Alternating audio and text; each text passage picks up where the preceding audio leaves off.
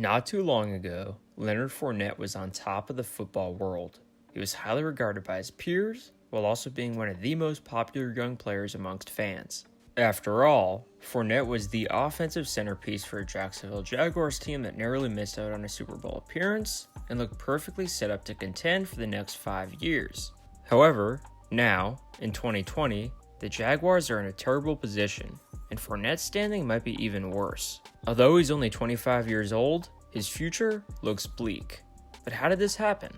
This is the story of the incredible fall of Leonard Fournette. Before we look at where he is now, we must first remember where Fournette's career began. Arguably no high school football player of the last decade received more hype and attention than Leonard Fournette. His highlights went viral, and his social media accounts were rich with followers. This fanfare was also aligned with recruiting experts. He was unanimously considered as the best running back prospect of his class and the best prospect in the state of Louisiana. However, Fournette was also ranked as the #1 recruit in the entire nation by most recruiting services. Just about every school in the country offered him, but ultimately Fournette elected to stay close to home and attend LSU. Despite the incredible hype, Fournette was gradually worked into the Tigers' offense.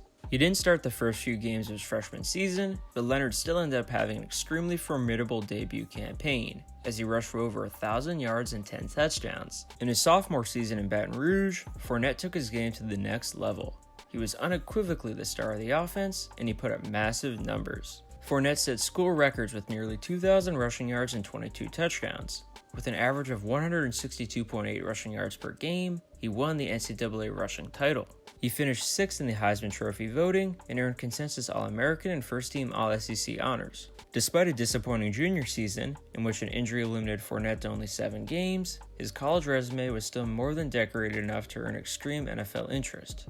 Unbothered by his position and injury history, the Jacksonville Jaguars selected Fournette 4th overall in the 2017 NFL Draft. And his first year in the NFL was pretty good. In 13 games, Fournette completed his rookie season by running for over 1,000 yards and 9 touchdowns. He was a key figure in the Jaguars' playoff run, as he rushed for almost 100 yards in Jacksonville's heartbreaking loss to the Patriots in the AFC Championship game. At the end of the year, he was ranked 58th by his peers on the NFL Top 100 Players of 2018. However, things sharply took a turn for the worst for Fournette and his team in 2018. The Jaguars went a shocking 5-11, and injuries restricted Fournette to only 8 games, in which he averaged a dismal 3.3 yards per carry, while only running for 439 yards. This past year, Fournette improved, but it still wasn't great. He had 1,100 rushing yards and 3 touchdowns to go along with 76 receptions. Once again, the Jaguars went a mediocre 6-10, and Fournette did not provide much of a boost to the offense. The season was capped with Jacksonville announcing that they declined the 5th-year option on his contract, making him a free agent in 2021. But to understand why the Jaguars, and the entire league, has given up on Fournette so quickly, you must look beyond the typical box score stats. Check this out. On 75 first-down rushes in the first half last season, Fournette averaged 2.7 yards per carry, with only 4 broken tackles and a 25% success rate. These stats rank last out of 41 qualified running backs. His success rate over average chart is also incredibly grim, as it reveals that Fournette is awful in every direction, with a consistent 10% worse than average success on the ground.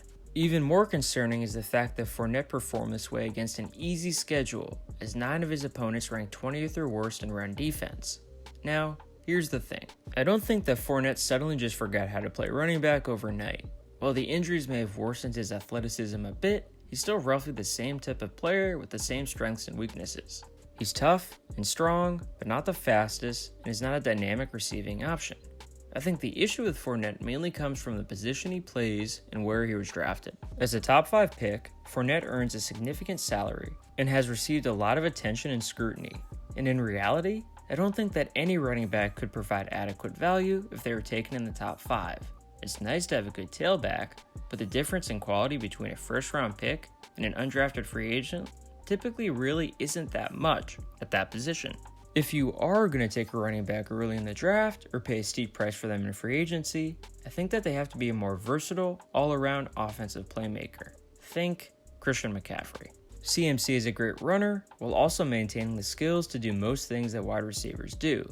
Although Fournette racked up a lot of catches last season, he's not exceptional with the ball in his hands and does not have the ability to run an advanced route tree. So, what's my point? Well, I think that Leonard Fournette perfectly represents the state of NFL running backs in 2020. He's a fine, while unspectacular, as a between-the-tackles rusher. But that's just not super valuable anymore.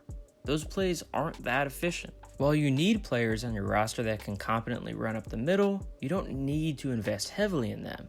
This is why running backs are not viewed highly anymore, and this is why Leonard Fournette has dropped off so quickly. And that'll do it for this one. Share the video with your friends and feel free to subscribe to the channel. Comment, what are your thoughts on Leonard Fournette? Which NFL players had the biggest fall off over the last few seasons? Finally, be sure to like the video if you enjoyed it. Thank you for watching, and goodbye.